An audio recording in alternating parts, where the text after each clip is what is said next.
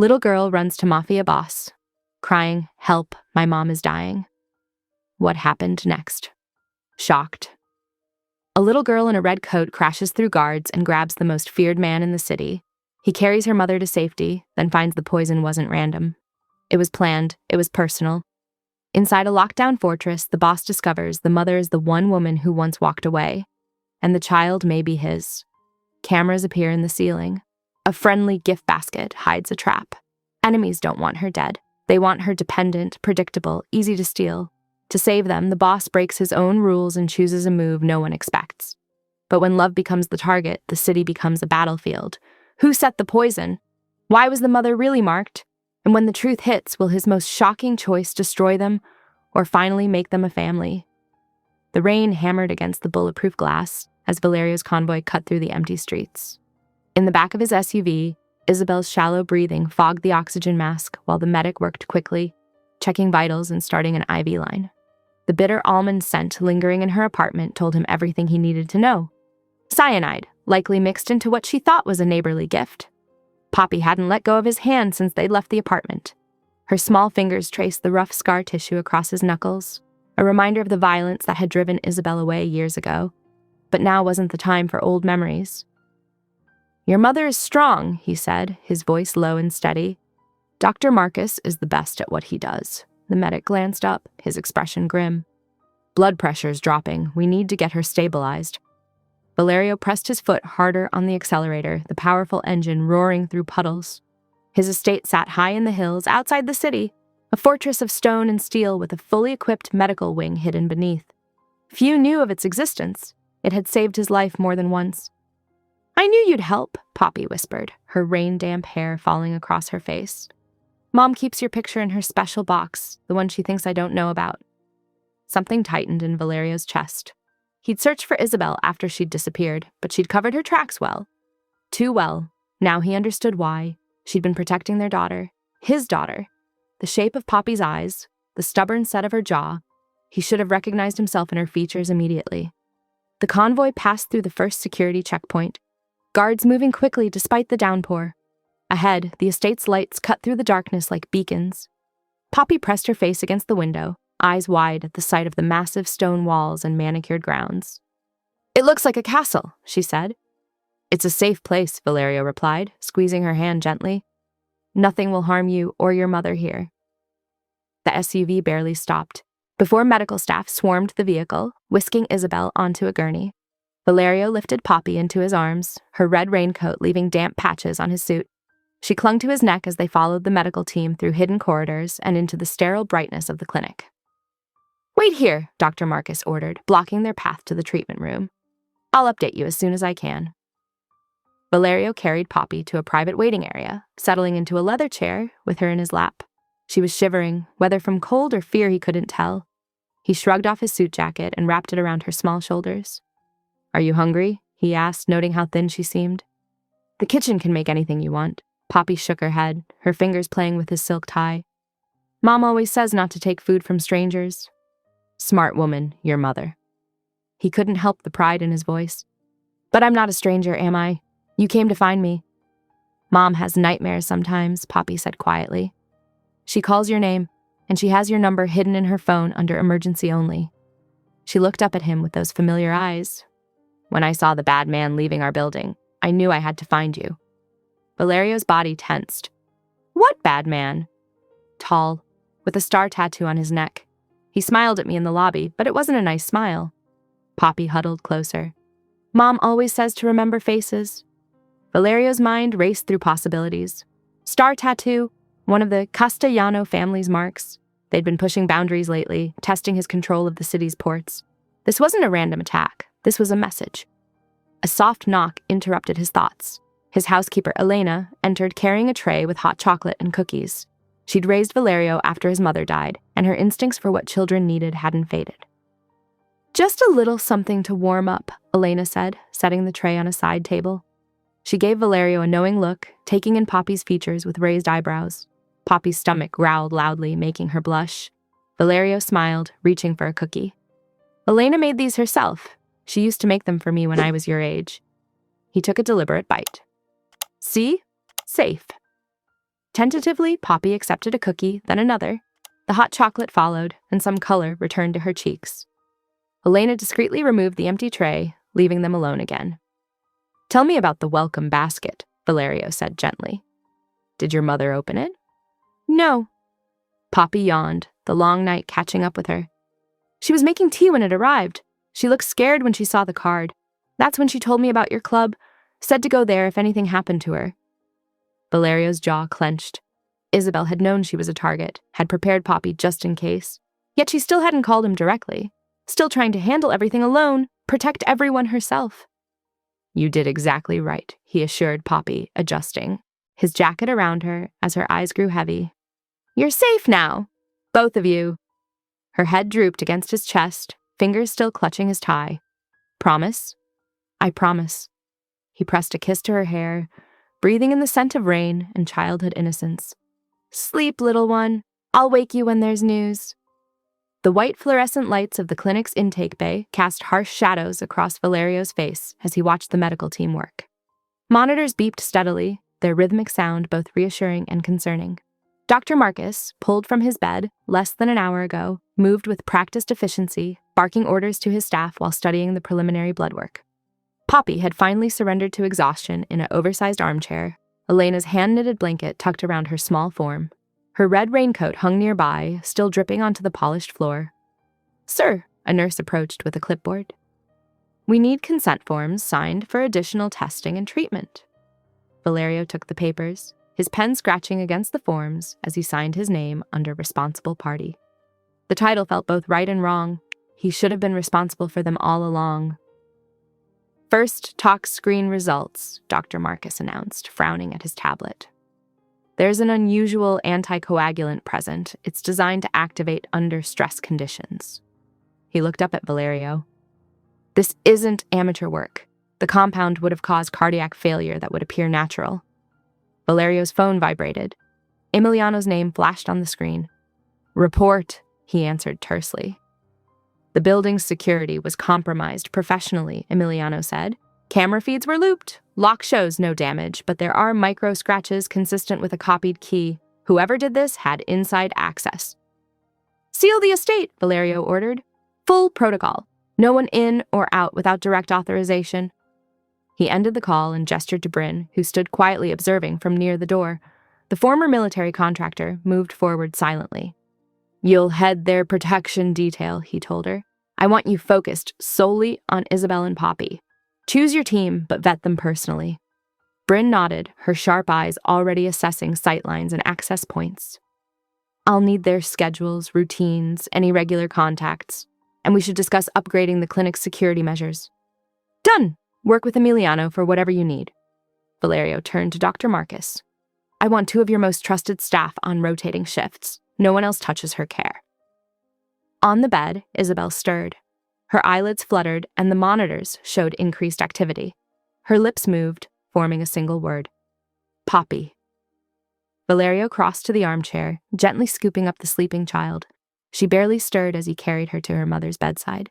The moment Poppy's small hand touched Isabel's arm, some of the tension left Isabel's face. For a brief moment watching them together, Valerio's carefully maintained control cracked. 7 years of wondering, searching, and here they were, his daughter and the woman he'd never stopped loving, nearly taken from him before he even knew they were his to lose. Isabel's eyes opened fully, taking in her surroundings with growing awareness. She tried to push herself up, but Dr. Marcus placed a restraining hand on her shoulder. "Please stay still," the doctor advised. "We're still stabilizing your condition." "I need to go to a hospital," Isabel insisted, her voice weak but determined. "A proper hospital." "That's not happening." Valerio's tone left no room for argument. He picked up the tablet showing the toxicology report. "This was professional. The gift basket you never ordered, the doctored tea, the compromised security in your building. Someone wanted you dead while making it look natural." Isabel's face paled further as understanding dawned. "The welcome basket? There was a card." "Which means they know where you live," Valerio continued. "Sending you to a public hospital would be handing you to them. Here, you have private medical care and round-the-clock security." Poppy stirred, pressing closer to her mother's side. Isabel's fingers threaded through their daughter's dark hair, so like Valerio's own. One night, Isabel conceded finally, exhaustion evident in every line of her face. Just until I'm stronger. Valerio didn't argue, knowing this small victory would have to be enough for now. He watched as Isabel's eyes drifted closed again, her breathing evening out as sleep claimed her. Poppy remained curled against her side, their matching dark lashes casting shadows on their cheeks.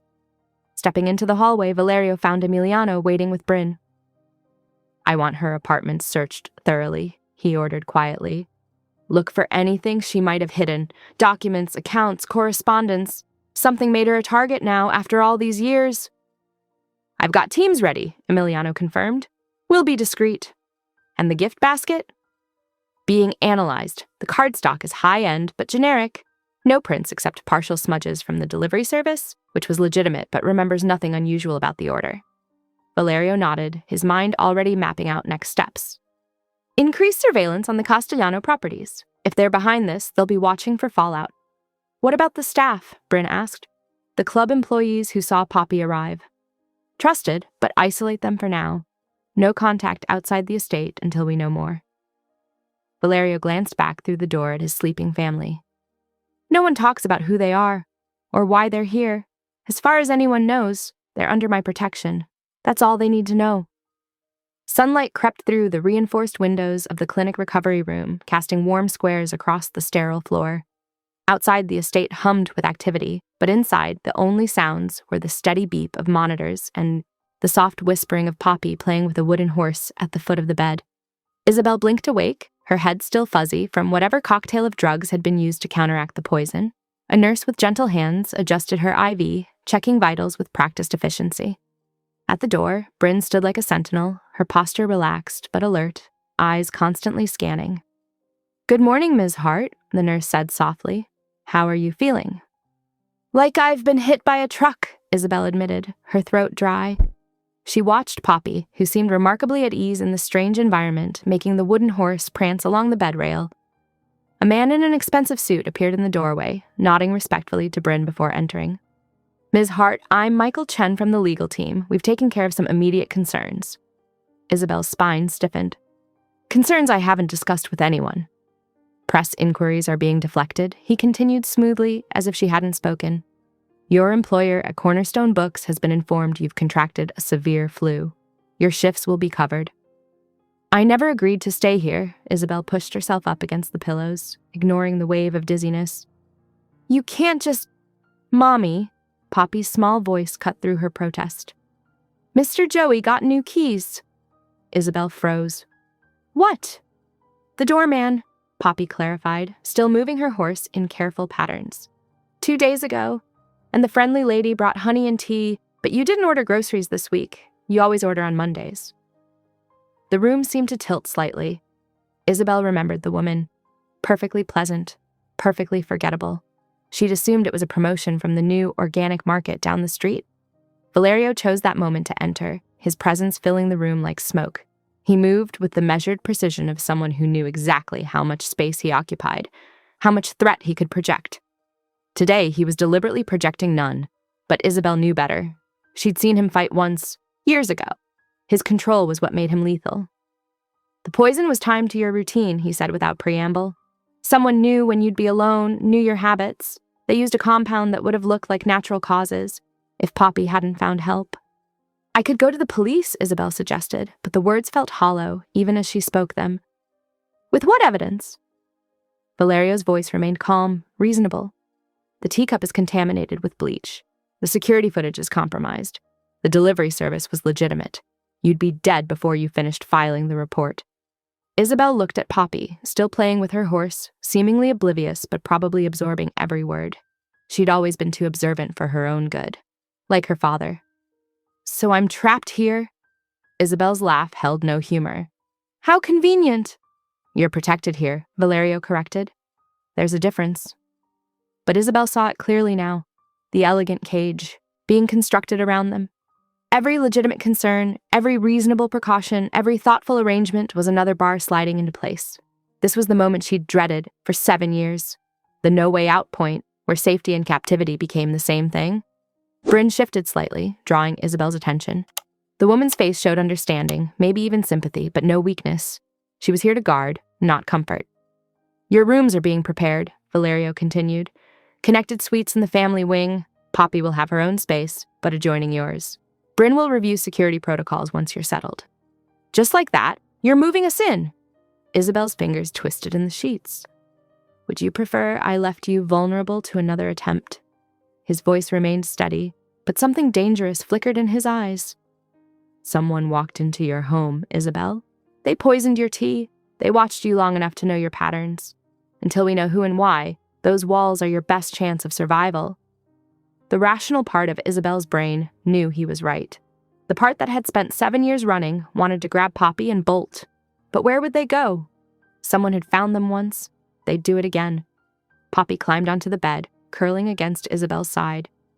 Can I keep the horse, Mommy? Ms. Bryn gave it to me. Isabel met Bryn's eyes over her daughter's head. The security specialist gave a small nod. The toy had been thoroughly checked before being handed over. Of course, sweetheart. Isabel stroked Poppy's dark hair, so like Valerio's it made her chest ache. Valerio watched them, his expression unreadable. How old is she? The question dropped into the room like a stone into still water. Isabel's hand stilled in Poppy's hair. 6, she answered, her voice tight. She's 6. Something flickered across Valerio's face. Pain, rage, realization, before his expression smoothed back to neutral. Without another word, he turned and left the room, phone already in hand. Isabel held Poppy closer, listening to the steady beep of monitors and Bryn's quiet movements by the door. Outside, the sun continued to climb, casting longer shadows across the floor of their new prison, their sanctuary, their inescapable future. The estate's windows turned indigo as evening settled over the grounds. Valerio's shoes made no sound on the clinic's polished floors as he returned, carrying a weathered archival box. His expression was carved from stone, but his knuckles were white against the container's edges. We found this, he said simply, placing it on the bedside table. Isabel's face paled at the sight of the box she'd hidden in her closet's false panel. Bryn stepped closer to the door, maintaining a respectful distance while keeping watch. Poppy had fallen asleep an hour ago, in a chair by the window, wrapped in a blanket that probably cost more than their old apartment's rent. With careful movements that betrayed his tension, Valerio opened the box. The leather ledger came out first, its pages filled with meticulous records of small deposits spanning years. His jaw tightened as he recognized the pattern, transactions flowing through a charity front that had once caught his attention because Kaspar Volkov's quartermaster had been skimming from it. I can explain, Isabel started, her voice barely above a whisper. Please do. The words weren't harsh, but they carried weight. It wasn't for blackmail. Her fingers twisted in the sheets. It was insurance. I knew the charity had connections to certain operations. I was afraid of being framed if anyone ever came looking. I needed proof I was tracking it, not participating in it. Valerio nodded once, processing. His hand dipped back into the box and emerged with a small velvet pouch. The ring inside caught the room's soft light, its antique setting holding more than just gems. An engraved date circled the band, one that made his breath catch imperceptibly. This arrived after I left, Isabel explained, watching his face. No note. I never wore it. But you kept it. His voice was neutral, careful. I couldn't bring myself to sell it, or throw it away. She looked down at her hands. It felt wrong somehow. The last item emerged from the box, a photograph, its edges soft with age. A younger Isabel caught in profile against a cityscape, her hair longer then, her smile unguarded, and there in the background was Valerio himself, watching her with an expression that time hadn't changed. The angle suggested someone else had taken the picture, someone who'd been watching them both. Who took this? He asked, though his tone suggested he already had theories. I don't know. It appeared in my mailbox about a month after the ring. I should have destroyed it, but... She trailed off, unable to finish the thought. Valerio studied the photograph for a long moment, his thumb tracing the edge. The timing matters, Isabel. He looked up, meeting her eyes. Poppy's age. 6 years old, you said. The silence stretched between them, heavy with unspoken calculations. Isabel's hands gripped the blanket, knuckles white. Yes. The word was barely audible. He didn't voice the conclusion, didn't need to. The math was simple enough. 6 years since she'd disappeared, since she'd walked away without a word. 6 years and 9 months since their last night together. Valerio's phone appeared in his hand, a text already forming to Emiliano. The message was brief. DNA test, private, your eyes only. The response came back instantly. Understood. Bryn? He called softly, not turning from Isabel. The access list for this room needs to be tighter. Medical staff only when scheduled. Security sweeps every 2 hours. No one enters without direct clearance from you or me. Yes, sir. Bryn's acknowledgement was professional, betraying nothing of what she'd witnessed. Poppy stirred in her chair, making a small sound of distress. Valerio moved, before anyone else could, crossing to her side with silent steps. He adjusted the blanket, his scarred hands impossibly gentle. The nightlight, Isabel said quietly. She needs it to sleep. In her backpack. Valerio found the small device, a projector that cast cartoon characters on the ceiling in soft colors. He plugged it in without comment, positioning it where Poppy could see it easily. You should rest, he told Isabel, his voice low. The medication will wear off soon. Sleep while you can. The hallway noises? She hesitated. Every footstep. I'll stay with her. He settled into the chair beside Poppy's, his presence both a comfort and a guard. Sleep, Isabel. Nothing will touch either of you here. The cartoon characters danced across the ceiling, casting gentle shadows. Isabel's eyes grew heavy as exhaustion and medication pulled at her. She fought it briefly, watching Valerio watch their daughter. And there it was, the truth neither had spoken aloud yet. Their daughter, his daughter, the secret she'd carried for 6 years, now unveiled by a poisoned cup of tea and a desperate child's run through the rain. The last thing she saw before sleep claimed her was Valerio's hand resting near Poppy's, not quite touching, as if he wasn't sure he had the right. The ledger, ring, and photograph lay forgotten in their box, pieces of a past that had finally caught up to them all. Outside, the estate's lights came on one by one, pushing back the gathering dark, while inside the clinic room, a father met his daughter through the simple act of guarding her dreams. The digital clock on Valerio's desk clicked past midnight as Emiliano entered the study, a single envelope in his hands. The room smelled of leather and aged wood, the kind of quiet luxury that whispered of old money and careful choices. But tonight those choices were about to shift beneath his feet. The results, sir. Emiliano's voice was steady, professional.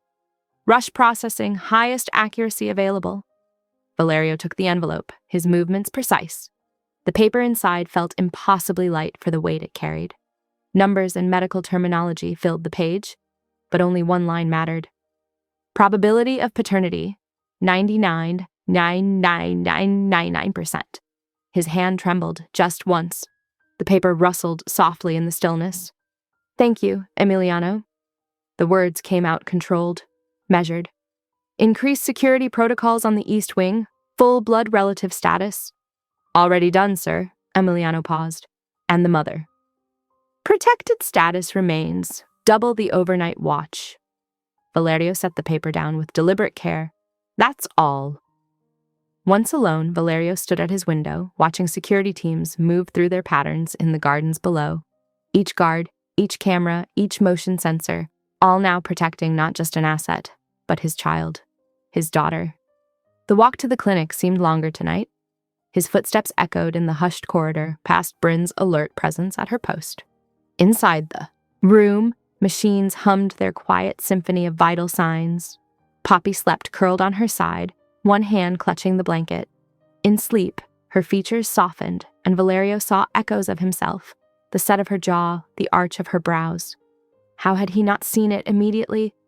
6 years of moments he'd missed, birthdays and first steps and winter mornings, all gone because Isabel had chosen silence over risk. He moved to Isabel's bedside. Exhaustion had left shadows under her eyes, and the hospital gown made her look smaller than he remembered. The poison had taken its toll, even with treatment. Oh, her breathing was steady now, but the memory of finding her on that kitchen floor, Poppy's tears still wet on his coat, tightened his chest. The night passed in slow measures. Valerio worked from his tablet, signing contracts and reviewing reports while watching over his newfound family. As dawn painted the sky in watercolor grays, he made the call to have Poppy's things moved to a suite connecting to Isabel's rooms. Security would be easier with them closer to the house's core. When Isabel woke, he was waiting. She read his face before he spoke, years of shared history making words almost unnecessary. You know, she said softly. The DNA results came back. He handed her the paper, watching her fingers curl around its edges. She's mine. Isabel closed her eyes, relief and fear warring across her features. I left because this world, your world, it's full of enemies. I thought if no one knew about her, she'd be safe. A bitter laugh escaped her. And now they've found us anyway. You should have told me. The words held no anger, just quiet certainty. Would you have let us go? No. The truth between them, simple and stark. Morning light spilled through reinforced windows as Valerio outlined the new reality. Poppy would have a suite adjacent to Isabel's, with connecting doors and separate security feeds. A tutor, already vetted and cleared, would bring weekend work to keep routine. No phones would be charged, except through approved cables. A simple precaution against data theft. Bryn appeared with Poppy's breakfast tray, the food arranged in careful portions. She had already started teaching the girl a game: spot the exits, find the cameras, know your safe spaces, making security feel like an adventure rather than a prison. I've scheduled regular vitals checks, Valerio continued.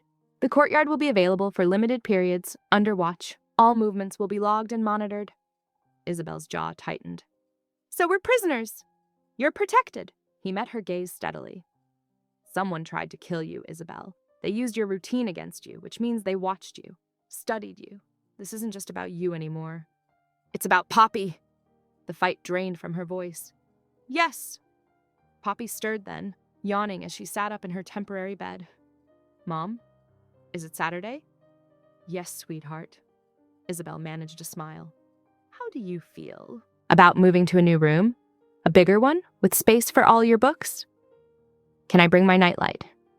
Of course, Valerio answered before Isabel could, his tone softening automatically. And your tutor is bringing some schoolwork later, so you won't fall behind. Poppy considered this with serious concentration. Will there be math? Probably. Valerio's lips twitched. Is that good or bad? Good. I like numbers. She beamed at him, and something in his chest constricted. They always make sense. Isabel watched the exchange, her expression complex. She saw the cage being built around them, the schedules, the restrictions, the constant surveillance. But she also saw Valerio's careful attention to detail, the way he anticipated needs before they arose. This was protection shaped by love, even if he wouldn't name it as such. As morning settled into rhythm, staff moved efficiently through their tasks. Bryn supervised Poppy's breakfast while teaching her about safe food protocols. Medical teams recorded vital signs and adjusted medications. Security teams patrolled in precise patterns, each step calculated to keep danger far from these precious walls. Through it all, Valerio moved like a shadow given purpose, orchestrating their safety with the same precision he used to run his empire. But now, watching Poppy count her strawberries and negotiate for extra toast, that empire felt secondary to the smaller, more vital kingdom of 3. I can manage a shower alone. Isabel's voice was firm, despite her lingering weakness. I'm not an invalid. Bryn exchanged glances with the nurse, then nodded. 5 minutes, I'll be right outside. The bathroom was all marble and chrome, institutional efficiency softened by expensive finishes. Isabel stripped off the hospital gown, careful of the IV site that was finally removed that morning. Under the hot spray, she allowed herself a moment of vulnerability, letting water wash away tears no one would see. The borrowed clothes waiting for her were simple but costly. Soft gray loungewear that probably cost more than her weekly salary. Everything here spoke of wealth carefully contained, power wrapped in understated elegance. Later, she stood in the winter garden, a glass-enclosed space filled with tropical plants and comfortable seating. Through the bulletproof windows, she watched Poppy in the courtyard below, Bryn a watchful shadow nearby. Her daughter knelt on manicured grass, offering pieces of turkey from her sandwich to a hesitant tabby cat. Here, kitty, Poppy's voice drifted up. It's okay, I won't hurt you. The scene was so normal it ached, but nothing was normal anymore. Not since that cup of poisoned tea had shattered their careful life of anonymity. Meanwhile, 3 levels below, in a reinforced tunnel, Valerio studied security footage of a delivery van. The gift basket that nearly killed Isabel had come from an upscale shop in the city's fashion district, a shop that, until 3 days ago, had different owners. The paperwork's clean, Emiliano reported, handing over a tablet. Too clean? Shell Company trails back to Volkov's quartermaster through 6 layers of holdings. Valerio's jaw tightened. The move was calculated. Use innocent employees as unwitting weapons, keep hands clean while sending messages written in poison. Pull their permits. All of them? Every shell company connected to that quartermaster. I want their legitimate businesses strangled by paperwork. No violence, no threats. Just make it impossible to operate legally. He paused. And make sure the shop employees get severance packages. Anonymous donor. Upstairs, Poppy had retreated from the cooling afternoon air. She sat cross-legged on thick carpet, frowning at her wooden horse. The wheel had come loose during play, spinning uselessly. Here! Valerio knelt beside her, producing a small knife from his pocket. With careful movements, he trimmed a splinter of wood to just the right size, creating a temporary pin to hold the wheel. You fixed it, Poppy beamed, testing the repair. It might need proper tools later, but this will work for now. He noticed her slight shiver. Are you cold? A little. The garden was chilly. He returned minutes later with a cream-colored sweater that looked impossibly soft. Poppy pulled it on, swimming in the warmth. From the doorway, Isabel watched silently. This was the man who had orchestrated bloodless takeovers that left rivals bankrupt and broken. The same hands that now fixed toy horses had once signed orders that reshaped criminal empires. She'd heard whispers about the port, how an entire smuggling operation changed hands overnight. Not through violence, but through perfectly legal paperwork that trapped everyone in bureaucratic amber until they surrendered. Yet here he was, helping Poppy roll up 2 long sleeves, his expression softening when she hugged him in thanks. Does your horse have a name? He asked. Thunder, Poppy replied seriously, because of the sound his hooves make when he runs fast. A good name. Valerio's phone buzzed, and his expression shifted subtly. Excuse me. He stepped into the corridor, voice low but carrying enough that Isabel caught fragments through the partially open door. Yes, pre-dawn. I want every shell company hit simultaneously. No, legal teams only. Freeze their accounts the moment the papers are filed. Make sure it's clean. Isabel's heart thundered in her chest. This was how he worked, not with guns or threats, but with precisely aimed financial weapons that could destroy lives without leaving visible scars. The same power that now formed a shield around her and Poppy would soon draw blood elsewhere, and she couldn't pretend ignorance about the cost of their protection. Inside the room, Poppy galloped Thunder across the carpet, making soft clipping sounds. She seemed at ease here, adapting to their gilded cage with a child's resilience. The sweater dwarfed her, small frame, sleeves still falling past her fingertips despite being rolled up. Bryn appeared with dinner trays, simple food arranged carefully, everything tested before serving. The routine was already becoming familiar. Check the seals, verify the source, maintain the barrier between them and potential threats. Even the water came in bottles with unbroken safety strips. Through the windows, city lights began to twinkle as evening settled over the estate. Somewhere in those lights, papers were being prepared, legal weapons being sharpened. Tomorrow's sunrise would bring destruction, wrapped in letterhead and court filings. Isabel touched the window, cool glass separating her from the world beyond. The barriers that kept danger out also kept them in, and she wondered if she would ever again walk freely without looking over her shoulder. But when Poppy laughed at something Bryn said, the sound bright and unafraid, Isabel acknowledged the truth. Safety had a price, and Valeria was willing to pay it in currency she'd once fled from. Outside in the corridor, his phone call continued, mapping out tomorrow's bloodless battle. Each word was measured, precise, laying out a strategy that would dismantle enemies through perfectly legal channels. This was the protection he offered, not just walls and guards, but the full force of his influence wielded like a surgeon's scalpel. The city glittered on, unaware of the financial storm gathering in the pre-dawn hours ahead. In the warm light of their secured room, Poppy continued playing, Thunder's repaired wheel turning smoothly as he carried imaginary riders across carpet landscapes. For her, at least, the evening was simply time with her horse, her mother, and the man who fixed broken things with careful hands.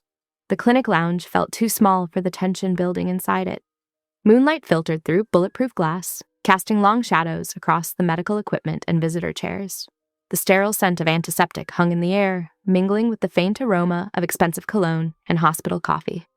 Isabel stood with her arms crossed, jaw set in defiance, her fingers digging into her elbows as she planted her feet firmly on the polished floor. "I won't have blood on my conscience," she said, her voice steady despite the flutter of anxiety in her chest. "Not even for safety." Valerio's expression hardened to granite, his dark eyes turning cold and distant. A muscle twitched in his jaw as he processed her words, his shoulders squaring beneath his tailored jacket. They put poison in your veins, Isabel. They came for you in your home. His words fell like stones between them, heavy with implication and barely contained rage. And that justifies wholesale slaughter? She lifted her chin, refusing to be cowed by the dangerous energy radiating from him. It justifies whatever keeps you and Poppy alive. His voice carried the chill of a tomb, each syllable precise and final. The fluorescent lights caught the scar along his jawline, a pale reminder of past violence that had shaped him. Isabel stepped closer, refusing to be intimidated, close enough to see the flecks of amber in his eyes. There has to be another way. You're smarter than simple violence. I've heard the stories. The port takeover, the casino licenses. You can destroy people without touching them. Something flickered in his eyes, not softening exactly, but recalculation.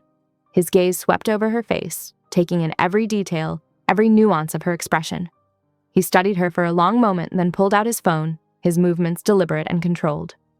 Emiliano, adjust the timeline. We're going surgical instead of scorched earth. His thumb tapped the screen decisively, ending the call before his lieutenant could question the change in plans.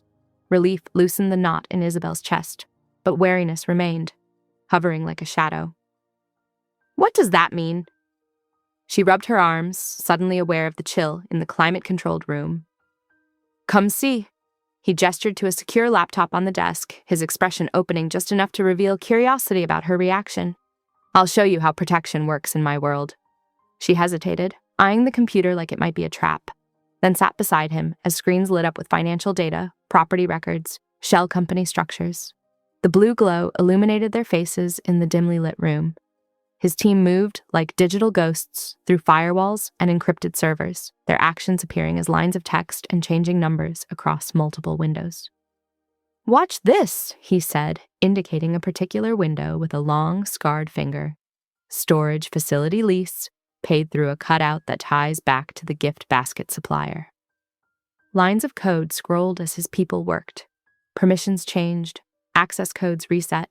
Security systems registered maintenance errors that would lock down specific units. The quiet clicking of keys punctuated the silence between them. No violence, he explained, his shoulder nearly touching hers as he leaned in to point at various elements on the screen.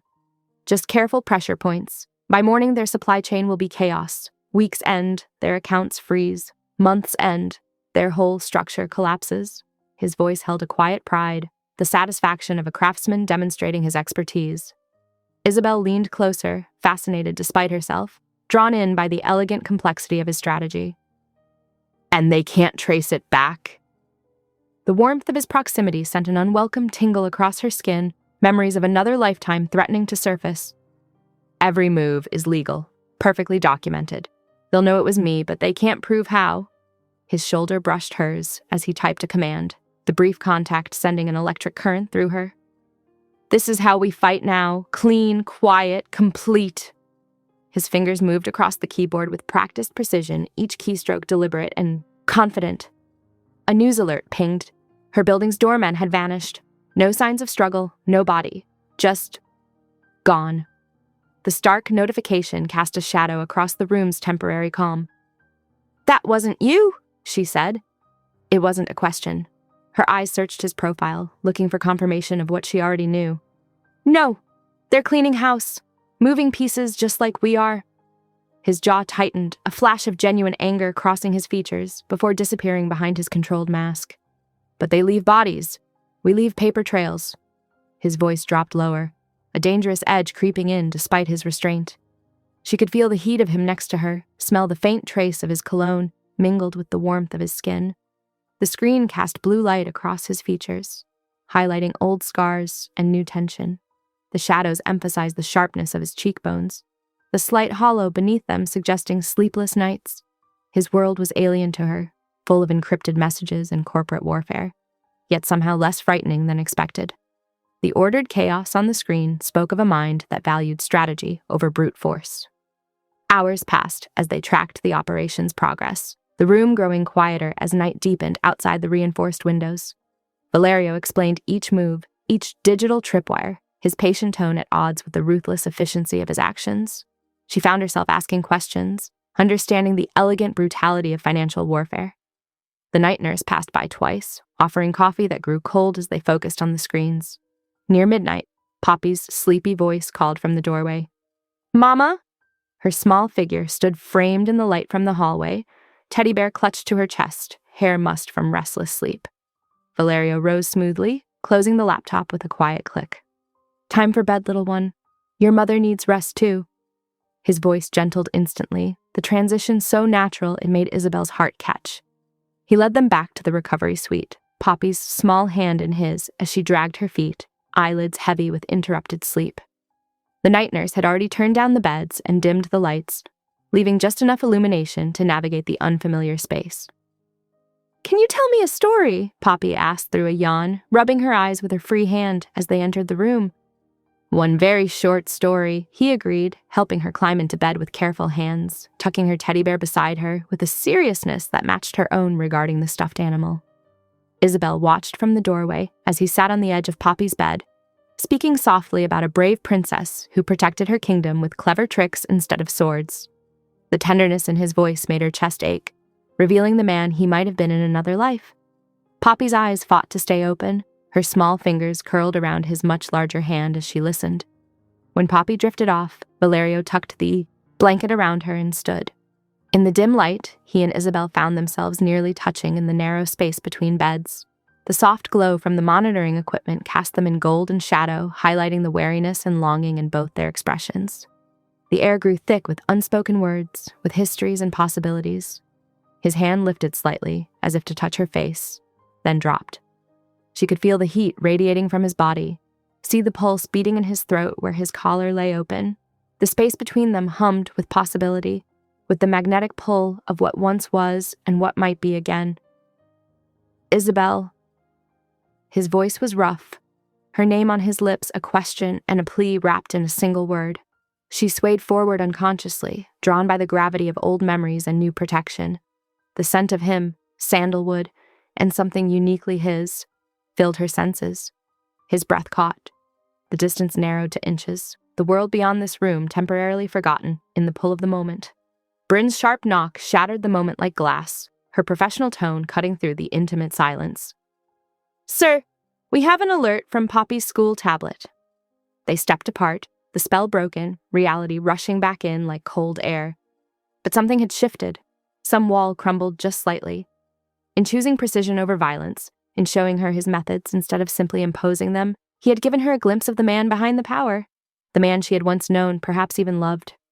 "I should check that," he said softly, regret coloring his words as his eyes lingered on her face. "Yes."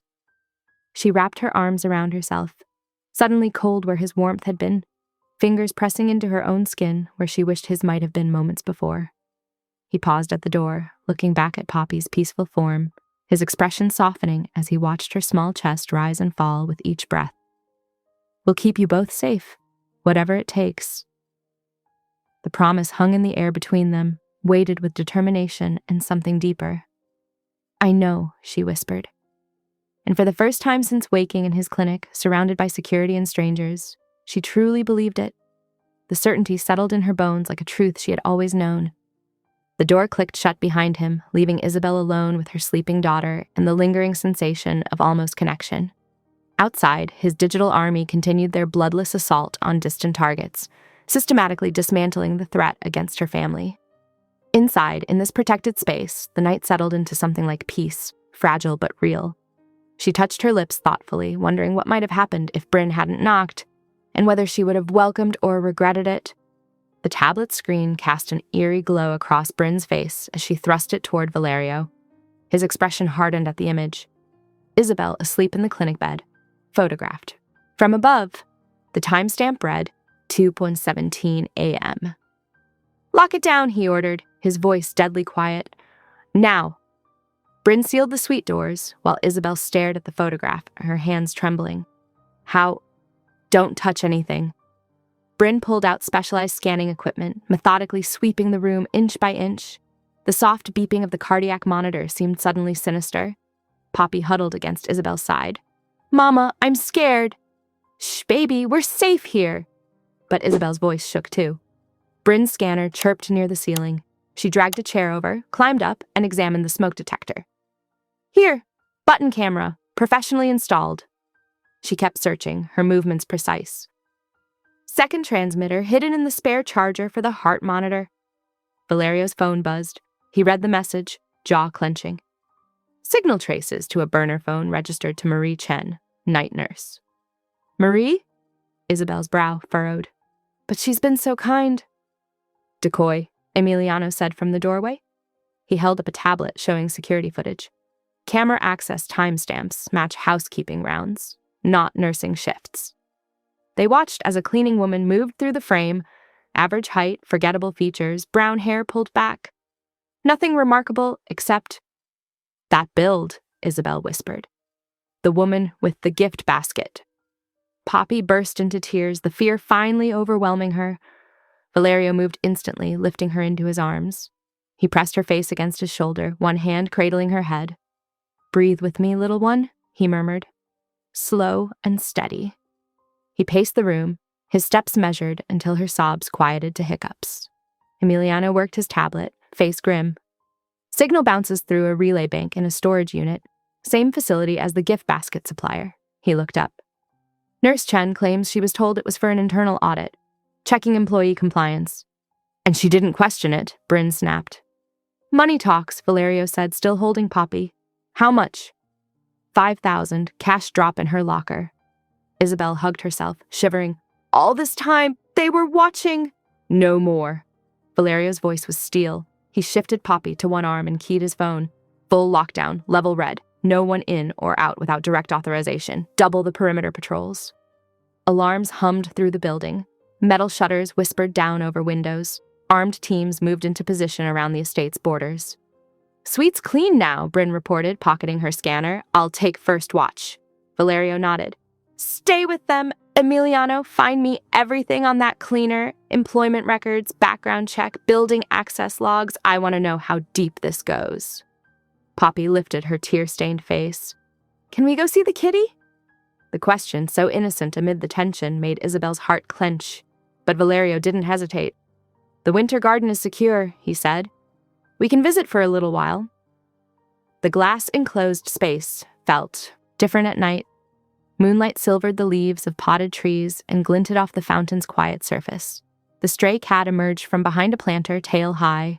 Valerio settled into a cushioned chair, Poppy still in his arms. She was fighting sleep now, her body heavy against his chest. The cat jumped onto a nearby stone bench, curling into a tight ball. Will you sing the princess song? Poppy mumbled. Not tonight, little one. His hand stroked her hair. Just rest. Isabel watched them from the doorway. Struck by the tableau, the dangerous man gentled by a child's trust, the midnight garden, the lazy cat. It seemed impossible that moments ago they'd discovered betrayal in their sanctuary. Bryn appeared at her shoulder. The suite is ready whenever you want to return. I'll be right outside your door. Thank you. Isabel meant it for more than just the security sweep. The fountain burbled softly. Somewhere in the distance, guard dogs barked.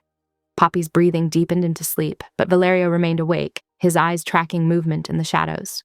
Planning, calculating, preparing to strike back at those who threatened what was his. Isabel knew she should feel trapped by the lockdown, suffocated by the increasing security. Instead, she felt an unexpected calm. Here in this fortress of his making, with his resources bent toward their protection, she could finally breathe. She moved closer to the chair, drawn by Poppy's peaceful face and the steady rise and fall of Valerio's chest beneath her. His free hand caught Isabel's, squeezed once, then released, a silent promise in the dark. Outside, the night stretched toward dawn. Inside, they waited, guarded by stone walls and armed men and a father's fierce love. The cat yawned and resettled, unconcerned by human dangers. Bryn's boots made soft sounds on the tile as she patrolled. Valerio held their sleeping daughter and watched the shadows, his mind mapping moves and countermoves in an invisible war. The game had changed. The enemy had reached too far, touched too close to home. Tomorrow would bring retaliation. Tonight was for vigilance.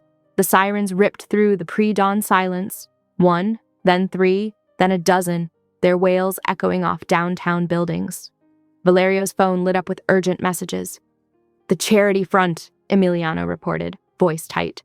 Total loss. Fire crews are containing the spread, but the records room is ash. Isabel's hand flew to her throat. The ledger! They're sending a message, Valerio said, his tone glacial. Choose between exposing their operation or keeping you safe. He turned to her, eyes dark. I choose you. He moved with calculated precision, fingers flying over his encrypted phone. Within minutes, his network activated. A private accountant who'd once dodged prison, thanks to Valerio's intervention, produced backup records from secure storage. Data began flowing into the estate's command center.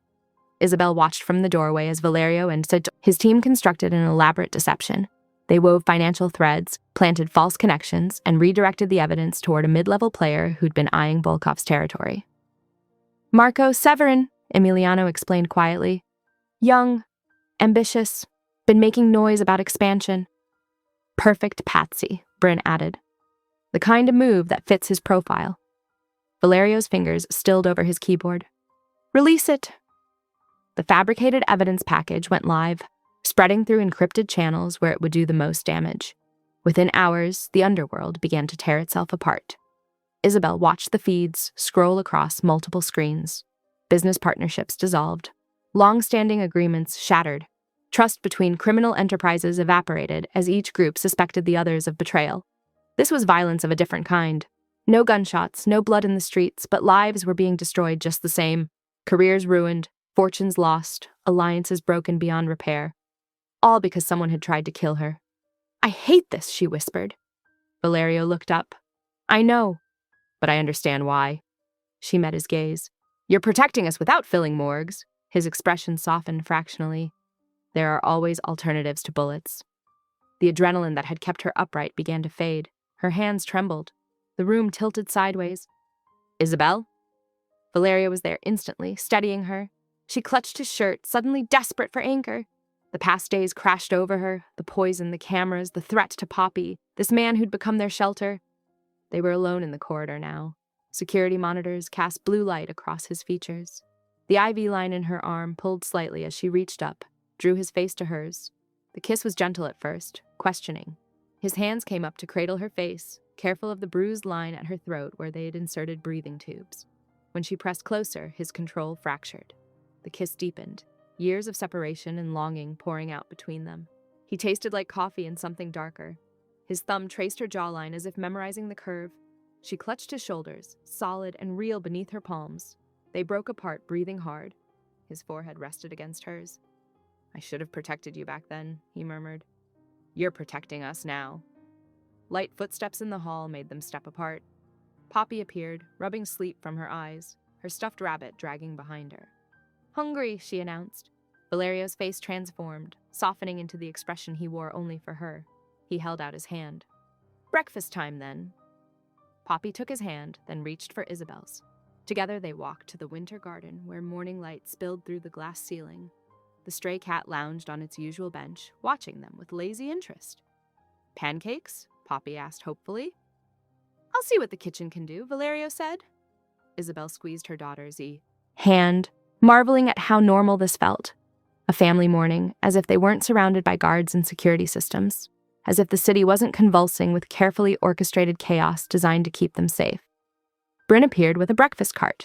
Real plates, not hospital trays, fresh fruit and warm pastries, coffee for the adults, milk for Poppy. The perimeter is quiet, she reported quietly. No suspicious movement on any cameras. Valerio nodded. He pulled out chairs for Isabel and Poppy, then took his own seat. The cat stretched and sauntered over, hoping for scraps. Sunlight warmed the tile floor. Plants rustled in the climate-controlled breeze. For this moment, at least, they were safe, protected, together. Poppy chatted about her drawings and the cat's new name, Princess Whiskers apparently, while Isabel sipped coffee that didn't taste of poison and Valerio checked security updates between bites of toast. Outside these walls, the underworld was tearing itself apart. But here in this glass-walled garden, watching Valerio cut Poppy's pancakes into careful triangles, Isabel felt something like peace. The bruises at her throat would fade. The IV would come out. The danger wasn't over, but they faced it together now. She watched Valerio's scarred hands, gentle with their daughter's breakfast plate, and remembered how those same hands had orchestrated the morning's bloodless violence. He caught her watching and held her gaze. In his eyes, she saw the promise from their kiss, the vow to keep them safe, the future they might build if they survived this storm.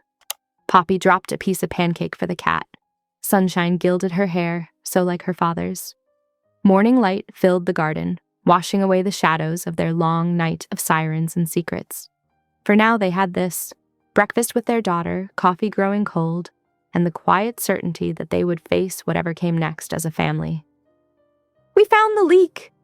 Emiliano's voice was tight as he entered Valerio's study late Sunday morning. "It wasn't anyone in the inner circle." Valerio looked up from his laptop. "Who?" "Marina Cortés, the consigliere's assistant." Emiliano placed a folder on the desk. "She's been passing information for weeks, thinking it was for an internal audit.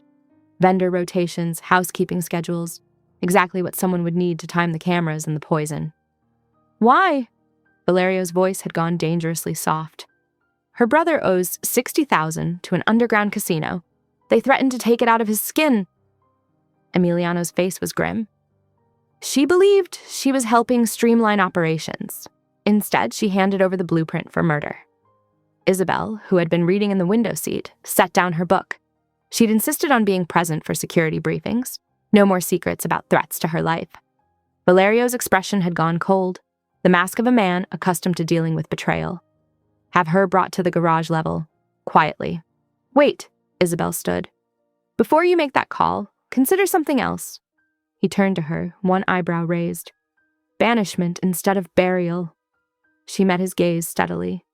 "Strip her access, give her a new identity far away, clear her brother's debt to break their leverage. Show your people that loyalty matters more than revenge. She endangered you, endangered Poppy," his voice was winter, "and killing her won't undo that." Isabel moved closer. "But showing mercy might build something stronger than fear. For Poppy's sake, for the future we could have, try it my way." The silence stretched. Emiliano waited, carefully neutral. Finally, Valerio nodded once. "Get her papers ready. Early morning flight. The brother's debt is cleared as of now." He looked at Emiliano. "Make it clean, make it quiet, and make sure she understands the price of return." "Yes, sir." Emiliano left to make arrangements. Isabel touched Valerio's arm. "Thank you." His jaw was tight. "The old guard won't like it. They'll see weakness." "Then let them see a man strong enough to choose differently." She squeezed his wrist. "That matters too." The day moved in careful increments. Marina Cortés left before dawn. Escort waiting, identity scrubbed. Her brother's debt vanished from the books. Valerio absorbed the sideways looks from men who expected blood, letting their disappointment roll off him like rain. By nightfall, the estate had settled into uneasy quiet. Security rotated shifts. Poppy slept in her new room. Princess Whiskers curled at her feet. Bryn did her rounds with practiced efficiency. Isabel found Valerio in his study, jacket off, shirt sleeves rolled to expose scarred forearms. The light from his desk lamp caught the silver at his temples. "She's asleep," Isabel said softly. "The cat's guarding her door."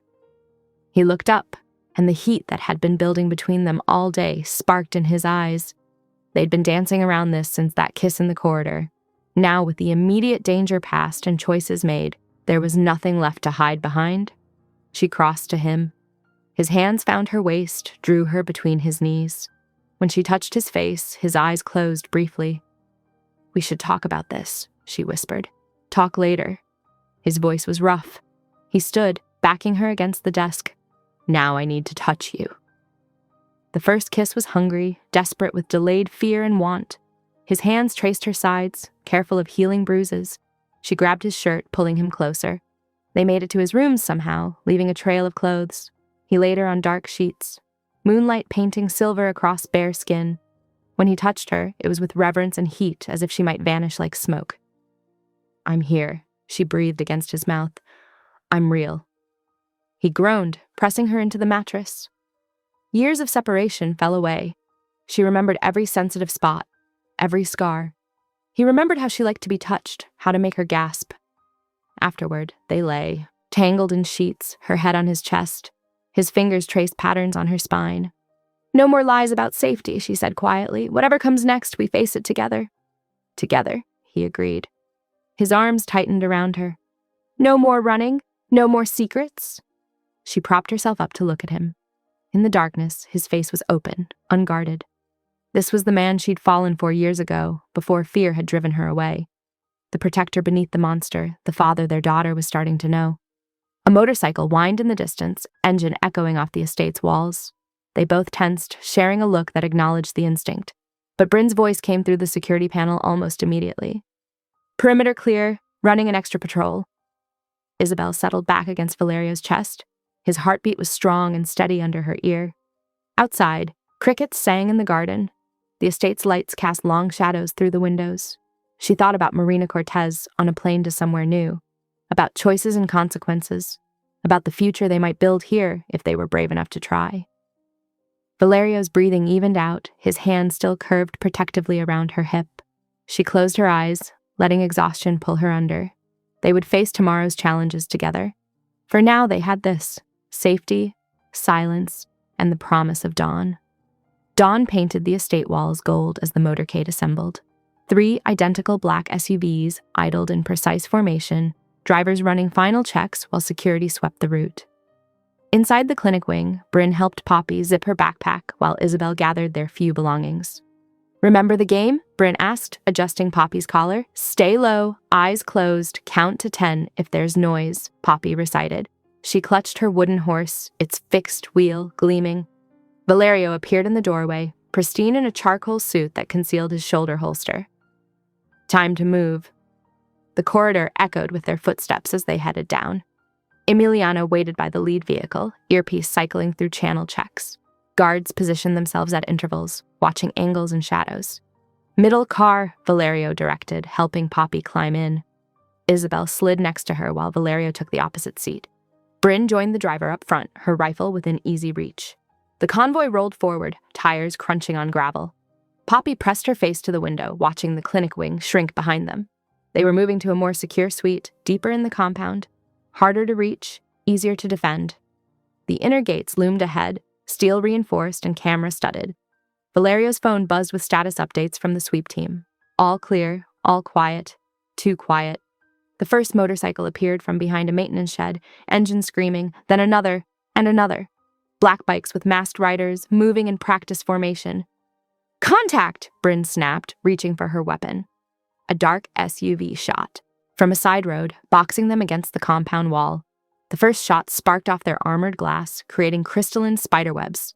Down! Valerio grabbed Poppy and threw himself over her on the floorboards as bullets punched the air where they'd been sitting. Isabel dropped beside them, shielding Poppy's other side. Bryn fired through the roof hatch, her shots precise and controlled. Behind them, Emiliano's vehicle surged forward, ramming one of the bikes. The rider flew, tumbling across pavement. More gunfire rattled against the windows. Poppy whimpered, face buried in Valerio's jacket. He held her tighter, feeling the vehicle swerve and accelerate. Push through! Emiliano's voice crackled over the radio.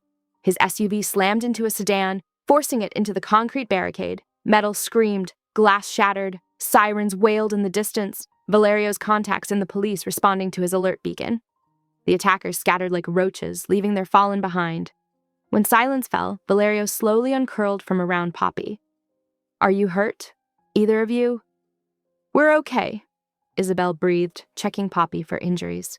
The child trembled but was unharmed. Sir. Bryn's voice was tight. You're bleeding. Valerio glanced down. A bullet had grazed his ribs, leaving a shallow furrow through his shirt. The adrenaline had masked the pain.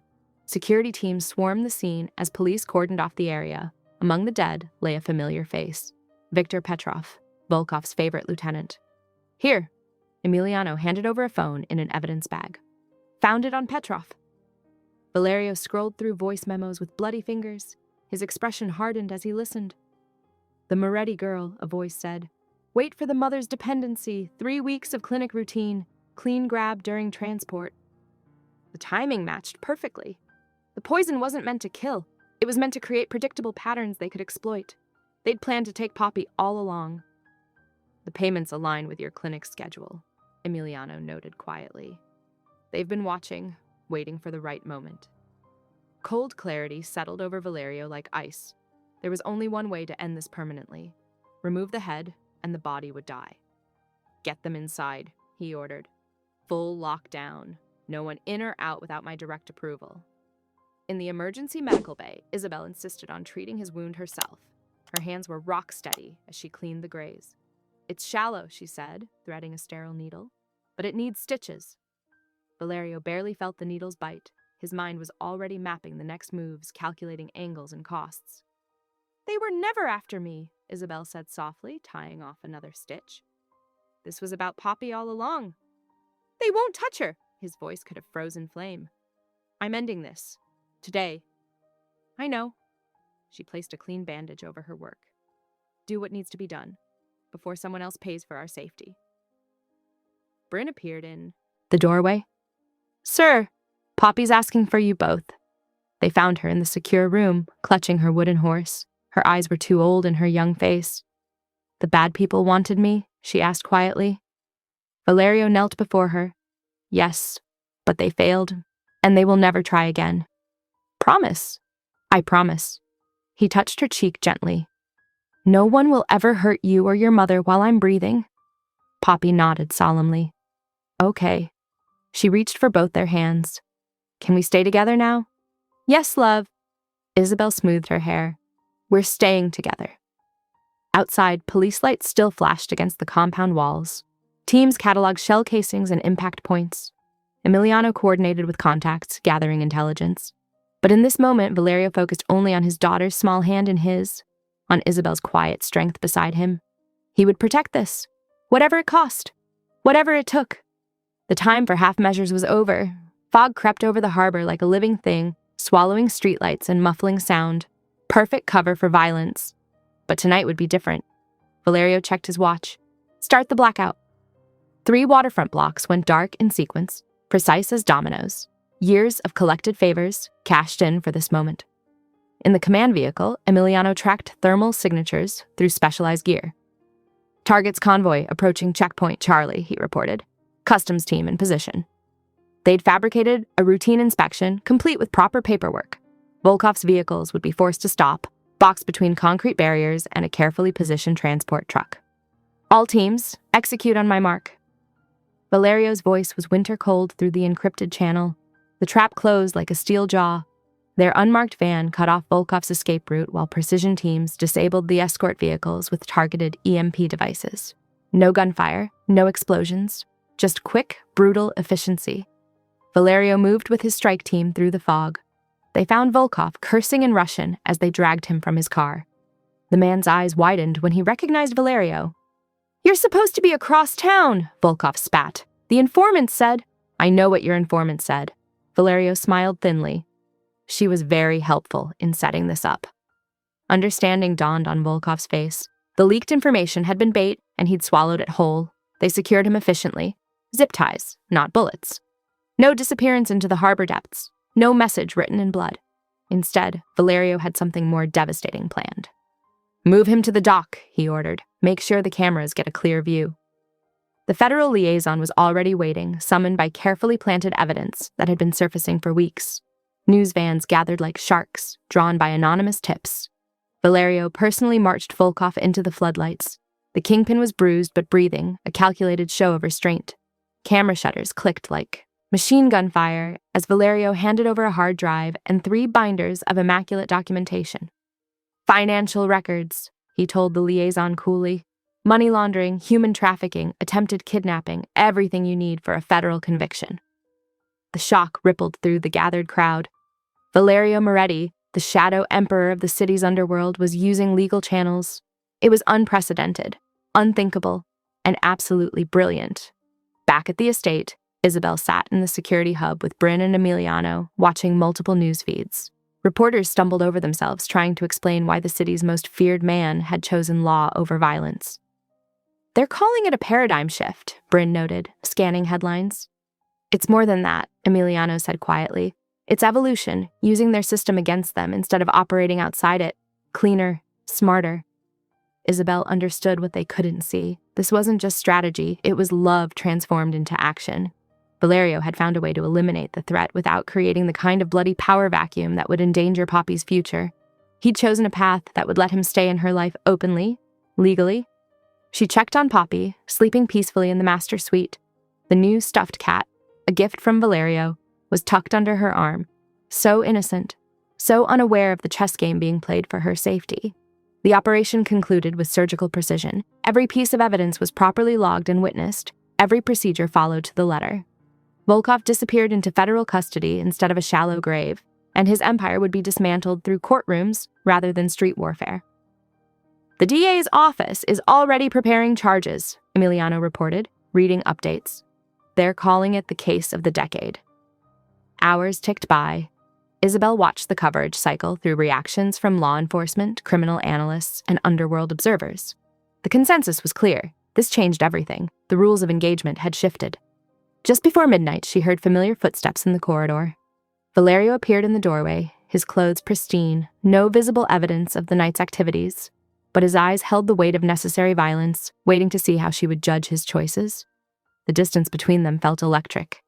Isabel crossed it slowly, deliberately, placed her palm over his heart, feeling its steady beat beneath her hand. "Come home," she said softly. 2 words that carried volumes. Acceptance of who he was and what he'd done. Recognition that he'd found a better way for all of them. An invitation to stop being the monster and simply be the man. Her man. His hand covered hers, pressing it closer to his chest. In that touch was everything they didn't need to say. "I did this for you. For her. For us. For a future where I can walk in sunlight with my daughter." Neither of them moved for a long moment. The news feeds continued there, endless analysis behind them. Somewhere in the city, federal agents were processing their highest profile catch in years. But here, in this space between heartbeats, there was only truth. He had written his love letter, not in flowers or poetry, but in careful planning and bloodless victory. Had proved his devotion, not with diamonds or promises, but with a solution that would let them build a life without looking over their shoulders. Poppy stirred in her sleep, hugging her cat closer. Tomorrow she would wake to a safer world, though she'd never know the full cost of making it so. Her father had rewritten the rules of power in their city, had shocked the underworld into evolution, all to give her a future where she could love him without shame. Isabel squeezed his hand once, then led him to where their daughter slept. Together they watched her peaceful dreams, guardians of a tomorrow purchased with strategy instead of slaughter. Sometimes love spoke loudest through the violence it chose not to do. Dawn painted the winter garden in liquid gold, warming the frost-kissed stones and glass panels. The estate seemed to release a collective breath it had been holding for days. Inside the security hub, monitors showed news feeds where analysts dissected federal charges against Volkov. Ironclad cases built on meticulous evidence that would keep him caged for decades. Rival crews across the city pulled back, recalculating their positions in light of Valerio's unprecedented move. The message was clear: adapt or become obsolete. The old ways of blood feuds and street warfare were giving way to something more sophisticated. In a private rehab facility 2 states away, the assistant's sibling began treatment, their gambling debts erased. No one would ever use them as leverage again. It was mercy wrapped in strategy. Exactly the kind of solution that marked this new chapter. Poppy sat cross-legged by the courtyard fountain, breaking pieces of toast into tiny morsels for the stray cat that had claimed the garden as its territory. The animal had graduated from wary distance to cautious acceptance, much like the girl herself. "Can we stay here forever, maybe?" she asked, watching the cat delicately pick up a morsel. Her voice held equal parts hope and uncertainty, the question of a child who had learned that safety could be temporary. Isabel's laugh caught on a sob in her throat. The answer she had dreaded most. Being bound to Valerio's world had somehow become the future she wanted most. She watched her daughter's gentle handling of the skittish cat and saw echoes of Valerio's careful patience. The morning unfolded with quiet certainty. In the kitchen, morning light spilled across the marble island where coffee cups steamed. Valerio didn't orchestrate a grand gesture or emotional speech. He simply placed a ring box beside Isabel's coffee and waited, his scarred hands steady. "Marry me," he said, not as a question, but as a statement of intent from a man who had already committed his life and resources to protecting his family. Isabel didn't immediately reach for the ring. After years of running from this very scenario, she refused to let adrenaline or gratitude make this decision. "We need terms," she said. His lips curved slightly. Of course she would approach this like a negotiation. It was one of the things he loved about her, that steel core of pragmatism. They laid out their requirements over cooling coffee. No secrets about threats, no matter how much he might want to shield her. Shared decisions regarding Poppy's future, school choices, security measures, everything, and most importantly, a sanctuary rule. Even Valerio's considerable power couldn't override their right to privacy and autonomy within these walls. He agreed without hesitation or attempt to bargain. His empire existed to protect them, not to cage them. Power was meaningless if it couldn't be used to keep safe the things that mattered most. The afternoon found them in the residential wing, where Poppy examined potential bedrooms with the serious concentration of a real estate agent. She tested window seats, closet space, and sightlines to the garden with methodical care. "You'll start school again on Wednesday," Isabel explained as Poppy measured a bay window with her arms.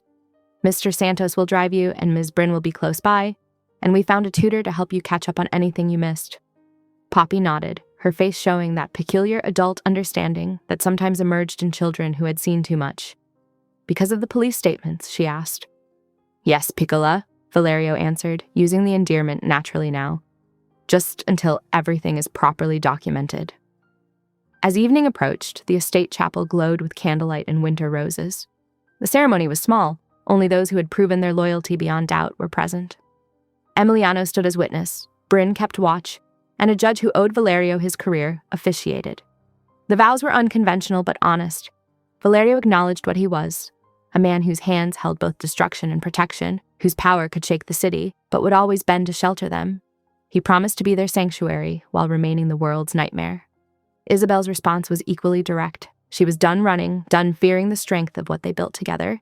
She would stand beside him, help him walk the line between necessary violence and gratuitous cruelty, and build something lasting from the ashes of old fears. Between them, still in her party dress from the ceremony, Poppy tugged at their hands. "Can the cat stay in the garden forever too?" she asked, practical even in this moment. "Yes," they answered in unison, and the synchronicity of it made them both smile. In that moment, watching candlelight play across Poppy's hopeful face and feeling Valerio's steady presence beside her, Isabel felt the future lock into place, not as a cage or a compromise, but as something real and sustainable, a life built on honest terms between people who chose each other with clear eyes. The winter roses released their subtle fragrance, mixing with beeswax and evening air. Outside, the garden cat lounged on its claimed bench, sovereign of its small domain. Inside, surrounded by the handful of people who would kill or die to protect this union, a family found its footing at last.